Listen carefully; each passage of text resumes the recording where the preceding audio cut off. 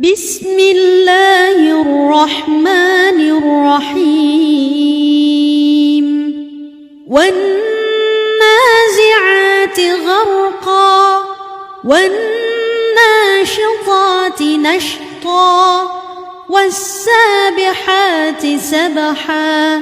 فالسابقات سبقا فالمدبرات أمرا يوم ترجف الراجفة تتبعها الرادفة قلوب يومئذ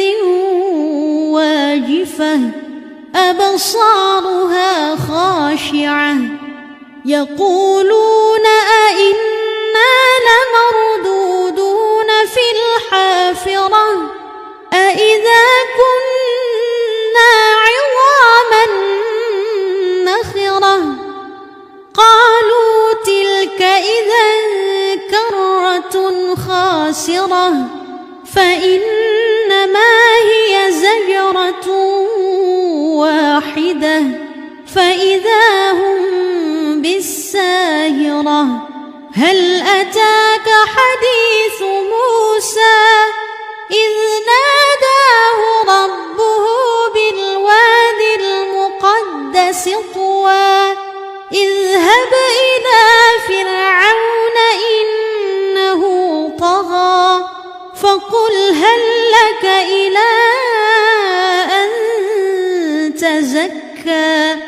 وأهديك إلى ربك فتخشى فأراه الآية الكبرى فكذب وعصى ثم أدبر يسعى فحشر فنادى فقال أنا ربكم الأعلى فأخذه الله نكال الآخرة والأولى إن في ذلك لعبرة لمن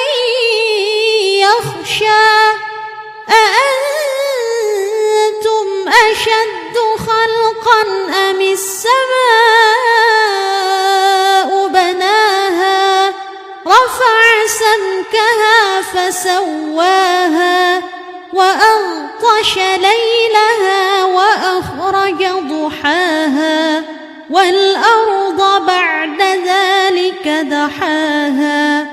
أخرج منها ماءها ومرعاها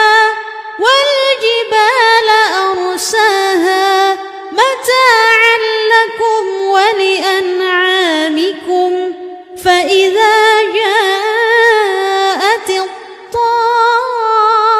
الطامة الكبرى يوم يتذكر الإنسان ما سعى وبرزت الجحيم لمن يرى فأما من طغى وآثر الحياة الدنيا فإن الجحيم هي المأوى وأما من خاف مقام ربه ونهى النفس عن الهوى فإن